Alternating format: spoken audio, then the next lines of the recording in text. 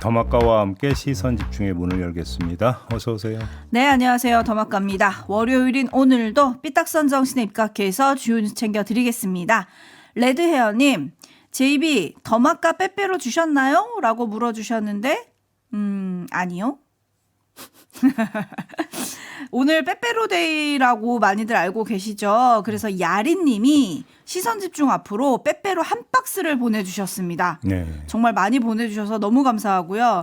저희가 나눠 먹기에 아주 충분하고 남는 양 보내주셨더라고요. 너무 감사드립니다. 제이비도 감사 인사 한번 보내주세요. 야린님께. 저는 삐딱하게 도대체 어느 날부터 이렇게 빼빼로데이를 이렇게 챙겼습니까? 이게 특정 상품 얘기인데 오늘이 또 가래떡데이 아닌가요? 오, 역시. 그래서 지금 그 말씀을 드리려고 그랬는데 정부에서 96년에 11월 11일을 농업인의 날로 지정을 했습니다. 네. 근데 이날을 많은 분들이 빼빼로데이라고 기념을 하다 보니까 이제 정부에서 권장하기로는 농업인을 생각하면서 우리 먹을거리의 소중함을 생각하자, 이런 의미에서 가래떡데이로 좀 기념하자라는 움직임이 있습니다. 가래떡을 연탄불에 구워갖고 초청 찍어 먹으면 기가 막힌다. 제이빈 또 가래떡 굉장히 애정하잖아요. 저 떡 중에 가래떡을 제일 좋아합니다. 그러니까요. 네, 그 쫄깃한 식감이 너무 좋습니다. 네. 씹는 맛이 있지 않습니까? 씹는 맛. 네. 알겠습니다. 한번 사주고 그런 얘기 하세요. 네. 이동원 님이 가래떡을 먹읍시다 라고 해주셨는데 역풍이다님은 옛날 사람 종배님. 그죠. 예. 네. 여튼 뭐 가래떡 맛있으니까요. 가래떡 데이로 기념하는 것도 좋을 것 같고 야리님의 소중한 선물 감사히 잘 먹겠습니다. 고맙습니다. 감사하고요. 네. 자, 이렇게 훈훈하게 시작을 했지만 뉴스는 결코 훈훈하지 않습니다. JB타임즈 오늘 주목할 첫 번째 뉴스 어떤 건가요? 명태균 씨가 지난주 금요일과 토요일 이틀 연속으로 검찰에 출석해서 조사를 받았습니다. 출석 전으로 기자들과 얘기를 나눴는데 자, 특징 두 가지를 골라봤습니다. 먼저 첫 번째 특징에 해당하는 말부터 한번 들어보시죠.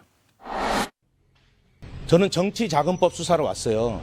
거기에 맞는 조사를 받으러 왔다고요. 대통령하고 여사하고 나눈 가십거리가 본인들한테 그렇게 중요합니까? 정치자금법 위반 관련돼서 제가 알고 있는 내용을 그대로 말씀 올렸습니다. 네, 다음은 두 번째 갈래의 말입니다. 들어보시죠. 왜 여러분들이 쓴 그 허위보도 가짜뉴스를 갖고 제가 왜 조사를 받아야 됩니까? 제가 어제 조사받을 때 내용이 그 언론에서 나왔던 그런 기사 내용들, 그 사실에 근거하지 않은 그런 거짓 허위보도들, 이런 부분들에 대해서 제가 질문받고 거기에 답변을 했었습니다. 네, 두 가지 특징을 들려드렸는데 정리를 하면요. 명태균 씨의 말은 이런 겁니다. 정치자금법 위반 혐의에 대해서는 성실히 조사를 받겠다. 하지만 공천 개입에 대해서는 조사받기 싫다. 뭐 이런 거 아니겠습니까? 명태균 씨가 이런 입장을 내보인 이유를 여러 각도로 분석을 할 수가 있습니다. 첫 번째, 검찰 스스로 선거법 위반 혐의는 공소시효 만료로 수사 못하고 정치자금법 위반 혐의만 수사한다고 밝힌 데 따른 입장 표명으로 이해할 수도 있습니다.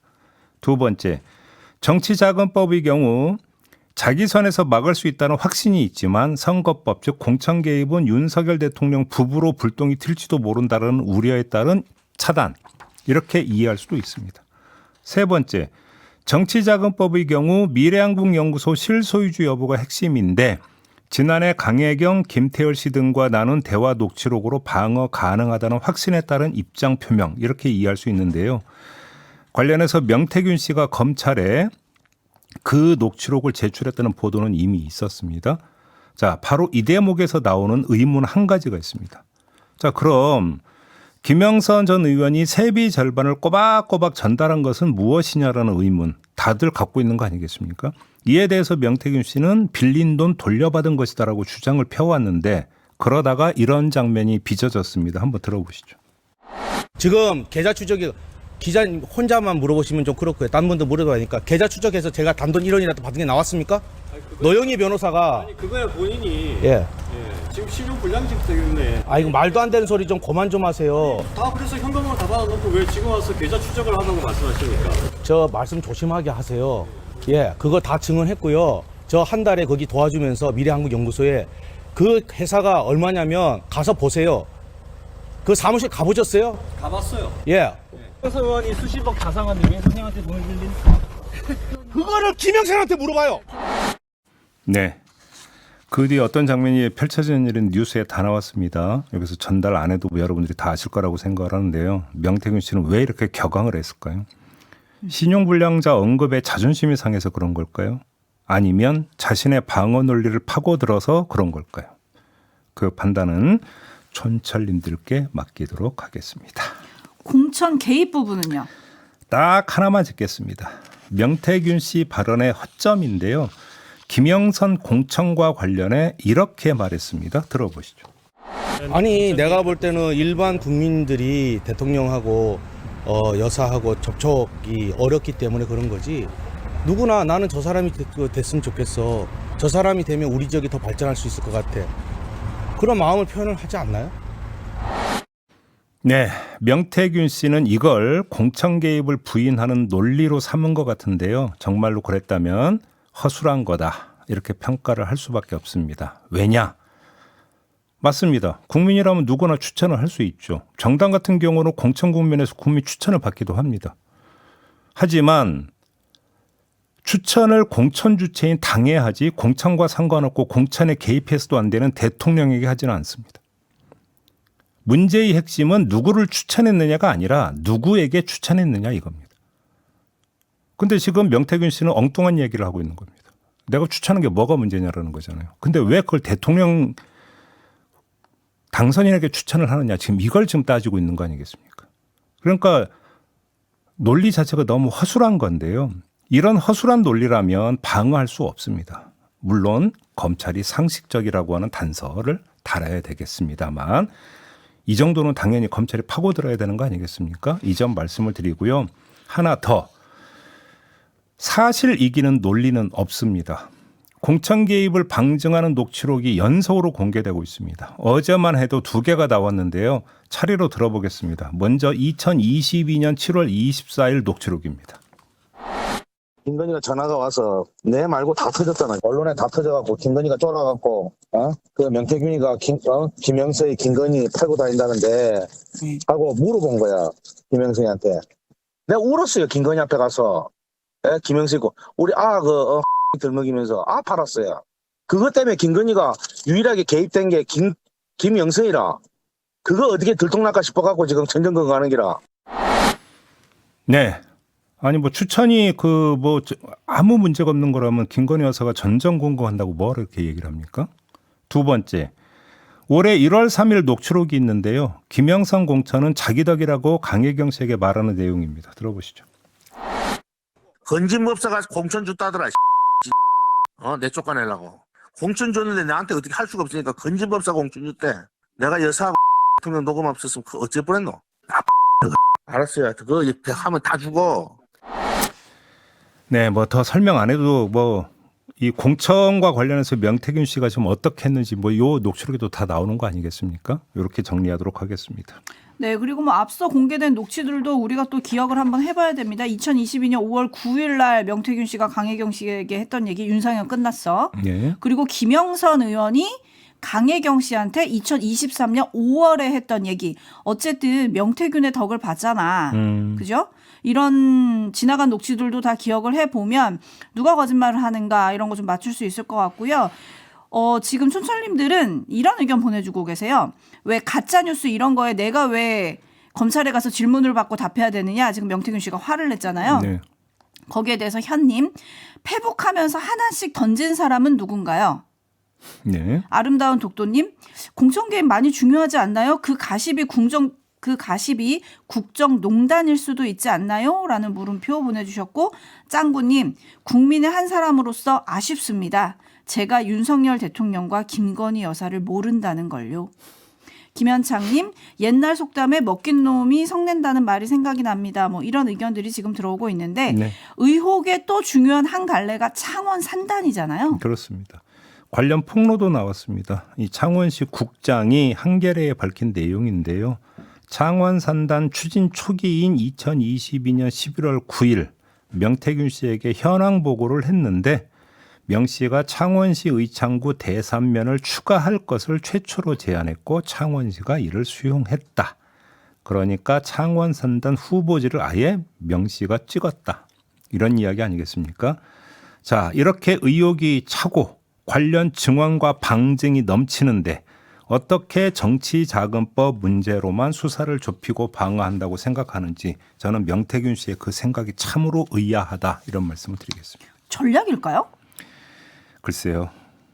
그런데 문제는 명태균 씨가 설령 그런 전략을 짰다 하더라도 그거는 일방적인 거고 검찰이 어떻게 하느냐에 모든 건 달려 있는 거거든요. 그렇죠? 네, 근데 검찰 수사 지켜봐야 될 것 같고요. 어제 명태균 씨 변호인은 이번 조사가 마지막이다라고 했지만 어제 나온 보도를 보면 검찰 관계자는 대질 등 추가 조사 검토하고 있다. 뭐 이런 입장을 또 밝히기도 했습니다. 네. 그리고 여기서 중요한 건 그래서 명태균 씨의 핸드폰은 어디에 있느냐? 못 찾고 있는 거잖아요. 네. 명 씨의 변호인이 말하기를 명 씨가 처남에게 예전에 쓰던 휴대전화 3대를 모두 넘겼는데 처남이 마창대교에서 버릴까요? 라고 묻기도 했지만 실제로는 어디에 버렸는지는 모르겠다. 버렸을까요, 근데? 버리지 않았을까요? 버리지 않았을 것 같아요. 그러니까. 버리더라도 뭔가 백업을 해놓지 않았을까 이렇게 추측하는 분들 많던데 그 폰이 더 중요한 게 대통령과 또 여사와 어떤 대화를 나눴는지 기록이 남아있을까 봐 궁금한 거잖아요. 근데 패턴을 기억을 못 한다면서요. 네. 그래서 포렌식 업체에서 못 들었다 그러는데 그런 걸 못 들으면 포렌식 업체를 통해서 수사는 어떻게 하죠? 아니 그런데 저는 왜 뉴스의 한가운데 인물들이 그렇게 기억력이 떨어지는지 그걸 잘 모르겠는 게 핸드폰 번호. 명태균 씨는 패턴을 기억을 못 한다 그러고 임성근 사단장은 뭐라고 했습니까? 너무 급하게 20자리를 만들어서 기억을 못했다. 비밀번호 기억 못 한다면서요. 네. 자기 핸드폰 비밀번호 패턴도 기억을 다 못 한다는 얘기잖아요. 참 우연의 일치치고는 참 묘하지 않습니까? 네. 그러게요. 네. 아무튼 더 지켜보겠습니다. 검찰이 뭐 곧 구속영장을 신청할 수도 있다 이런 보도들도 있어서요. 어떻게 진행되는지 계속 시선 집중하도록 하겠습니다. JB타임즈 다음 주목할 뉴스는요? 한동훈 국민의힘 대표가 윤석열 대통령 기자회견 다음 날 페이스북에 글을 올렸습니다. 중요한 것은 민심에 맞는 수준으로 구체적으로 속도감 있게 실천한 것입니다. 라는 내용의 글이었습니다. 아울러 국민의힘은 오는 14일 의원총회를 열어서 특별감찰관 추천 문제를 논의하기로 했습니다. 여기에 추가할 게 있습니다. 한동훈 대표는 토요일에 이재명 대표 방탄을 위한 법원 겁박 집회라고 비난하는 한편 어제는 무죄라면 판사 겁박 무력 시위 대신 재판 생중계하자고 해야죠라는 글을 페이스북에 올렸습니다. 주말 집회를 두고 이렇게 이야기를 한 건데요. 윤석열 대통령과의 대립각은 해체하고 이재명 대표와의 대립각은 더 세우는 이런 지금 행보를 긋기 시작을 했습니다. 왜 이렇게 입장 정리를 했을까요? 이게 궁금하지 않습니까? 이런 입장 정리엔 나름의 계산이 깔려 있는 것 같다라는 말씀을 드리겠습니다. 어떤 계산이 깔려 있는 건가요? 최대 수확치를 보수층 재결집으로 설정을 한 것 아니냐라고는 분석이 성립이 되는데요. 윤석열 대통령의 기자회견이 보수층을 조금이라도 움직일 수 있다는 계산에다가 이재명 재판이 보수층 결집의 촉매가 될 거라는 계산. 이 두 가지 계산을 깔고 따라서 자신이 보수층 재결집의 구심이자 선봉이 돼야 한다는 계산을 한 거 아니냐라고 하는 분석이 가능하다라는 말씀입니다. 이 계산법엔 부속적인 하위 계산법도 하나 있는데요. 윤석열 대통령을 더 때려봐야 더 나올 게 없다는 계산. 이것도 하고 있는 것이 아니냐. 그렇다면 특별감찰과 같은 소출을 자기 성과로 포장하는 게 더 낫다라는 계산. 이런 계산하에서 저렇게 입장 정리를 한 게 아니냐라는 분석도 가능하다라는 이야기입니다. 과연 보수층 재결집으로 이어질지 이걸 봐야 될 것 같은데 일단 언론의 평가는 조금 냉정한 것 같아요. 네. 오늘 한 언론은 한동훈 대통령 갈등설 얼기설기 봉합 이런 헤드라인을 달았더라고요. 네. 반면 한동훈 대표는 조선일보와의 통화에서 지금 민주당이 선동 세력, 범죄 세력의 나라가 넘어가는 것을 이제 민주당이 그런 거를 이끌기 때문에 그런 걸 막기 위해서 보수 진영을 지켜야 한다는 책임감을 느낀다. 여당 대표로서 그걸 막아야 하는 임무가 있다. 이렇게 얘기를 했다고 합니다. 윤석열 대통령의 기자회견 여지는 지금도 계속되는 거 아닌가요, 근데? 그렇죠. 뭐 근데 이제 그건 진보층과 중도층에서의 현상이라고 보고 용산과 한동훈 대표는 계산을 하는 것 같습니다. 이건 차후 여론조사에서 확인할 사항이니까 놔두고 요거 하나만 추가로 전달드리겠습니다. 윤석열 대통령이 기자회견에서 했던 말을 다시 한번 들어보시죠. 바로 이 대목이었습니다. 남들한테 좀 욕 안 얻어먹고 좀 원만하게 잘 하기를 바라는 그런 일들을 국정농단이라고 그런다면은 그거는 국어사전을 좀 다시 좀 정리를 해야 될 것 같다는 생각은 좀 들고요. 네, 이 발언에 대해서 국민이라는 닉네임을 쓰는 사람이 국립국어원 홈페이지 온라인 가나다 코너에 국립국어원의 입장이 뭐냐라는 묻는 글을 올렸다고 합니다. 국정농단이라는 합성어를 사전적 정의대로 해석하자면 나라의 정치를 함에 있어 이익이나 권리를 독차지함을 이르는 말로 풀이할 수 있다. 이는 권리를 독점해 나라의 정치를 좌지우지한다는 뜻이다 라고 전제하면서 김건희 여사가 선거와 국정에 개입하려 했다면 이 같은 행위를 국정농단이라고 칭할 수 있는지에 대해 국립국어원의 공식 입장을 요청드린다라는 이런 글이었습니다. 기자회견 다음날 제가 말씀을 드린 바가 있습니다. 언어가 다르면 소통이 안 된다고 그 차원의 얘기라고 볼 수 있는데 자, 궁금해집니다. 국립국어원은 답변을 할까요? 안 할까요? 참고로 코너 공지에 이런 글이 있다고 합니다. 법률 및 규정의 해석 등 소관 기관의 해석이 필요한 사안은 답변하기 어려울 수 있으니 양해해달라 라는 공지글이 있다고 합니다. 이걸 참고하시면 될 것 같습니다. 네, 답변이 올라오는지 시선 집중하겠고요. 제이비타임즈 다음 주목할 뉴스는요? 이면택 대한의사협회 회장이 탄핵됐습니다. 의협 대의원회가 어제 임시 대의원 총회를 열었는데요. 이면택 회장 불신임안에 대해서 투표를 했는데 참석 의원 224명 가운데 찬성이 170명, 반대 50명, 기권 4명으로 가결이 됐습니다.